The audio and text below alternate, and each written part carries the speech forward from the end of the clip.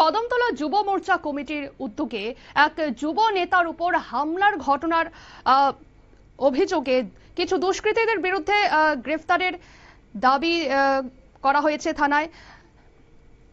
গতকাল অর্থাৎ ২৬শে নভেম্বর দিনভর ধর্মনগর শহরে ত্রিদলীয় রাজনৈতিক সংঘর্ষের ঘটনা এবার গড়ালো কদমতলা পর্যন্ত।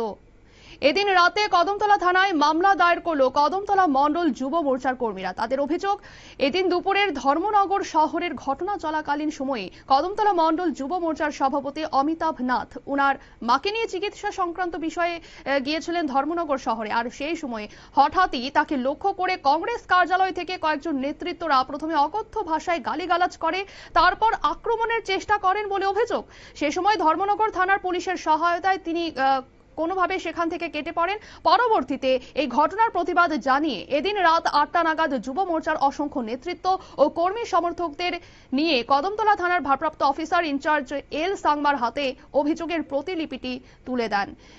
কি জানাচ্ছেন এ নিয়ে সংশ্লিষ্টরা শোনাবো। কংগ্রেসের যিনি জেলা সভাপতি দিগ্বিজয় চক্রবর্তী মহোদয় সৎসঙ্গে ১০-১২ জন লোক সেখানে গিয়ে আমাকে আটক করে, আমার বাইক সহ আমাকে ধাক্কা দিয়ে ফেলার চেষ্টা করে। সে মুহূর্তে আমার মা আমার বাইকের পেছনে ছিলেন। তো আমার উপর যদিও ওনারা কোনো লাঠি দিয়ে আঘাত করেননি, আমাদের যারা পুলিশ কর্মীরা যারা সেখানে ছিলেন, সিআরপিএফের যারা ছিলেন, যারা টিএসআর বন্ধুরা ছিলেন, ওনারা আমাদেরকে সেখানে প্রাণঘাতী আক্রমণ থেকে বাঁচিয়েছেন এবং আমার মাকে নিরাপদভাবে ব্যাংকে পৌঁছে দিয়েছেন। তো তার জন্য আমি আমাদের কদমতলা থানাতে, আমি যেহেতু আমার বাড়ি এখানে, এই এলাকা থেকে আমি বিলং করে, আমি কদমতলা থানাতে এফআইআর দায়ের করেছি যে কিছু দুষ্কৃতিকারী যারা আমার উপর আক্রমণ করার চেষ্টা করেছে এবং যাদের নেতৃত্বে যিনি উত্তর ত্রিপুরা জেলা কংগ্রেসের সভাপতি দিগ্বিজয় চক্রবর্তী এবং উত্তর ত্রিপুরা জেলার কংগ্রেসের নেতা চয়ন ভট্টাচার্য, উনি আমার থেকে বয়সে অনেক বড়, আমার পিতৃতুল্য হবেন, কিন্তু আমি ভাবতে পারিনি ওনারা এভাবে একটা আক্রমণ আমার উপর করবেন। আমি যখন স্টেট ব্যাংক অফ ইন্ডিয়াতে যাচ্ছিলাম, আমরা দেখেছি কিভাবে ওনারা সারাদিন সন্ত্রাস করেছেন গোটা ধর্মনগরে, এটা লজ্জা।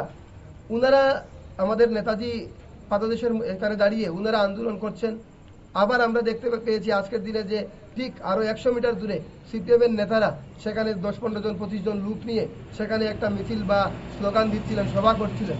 এটা কি ওনারা কি শুরু করেছেন উত্তর ত্রিপুরা জেলায়? উত্তর ত্রিপুরা জেলাকে একটা উত্তপ্ত পরিস্থিতি তৈরি করার চেষ্টা করেছেন এবং আমার উপরে ব্যক্তিগতভাবে যেভাবে আমি ব্যাংকে যাচ্ছিলাম আমার মাকে নিয়ে আমার ব্যক্তিগত কাজে, সেখানে আমাদেরকে বাধা দান করা হয়েছে, আমার উপর আক্রমণের চেষ্টা করা হয়েছে। আজকে যদি সঠিক ভূমিকা না নিত তাহলে আমিও হয়তো হসপিটালাইজ হতাম। তার জন্য আমি আমাদের আরক্ষা দপ্তরের কাছে আমি আবেদন করেছি, যারা আমার উপর সেই কাণ্ডটা ঘটিয়েছে তাদের উপর আইনি পদক্ষেপ নেওয়ার জন্য আমি এফআইআর দায়ের করেছি ওনাদের নামে। আপনারা শুনলেন সংশ্লিষ্টদের পক্ষ থেকে বক্তব্য। পুলিশ প্রশাসনের কাছে তাদের দাবি অন্তত কয়েকটা দিন যাতে কোনো রাজনৈতিক দলের কর্মসূচির অনুমতি দেওয়া না হয়, আর তা না হলে যে কোনো সময় অশান্তির পরিবেশ সৃষ্টি হতে পারে।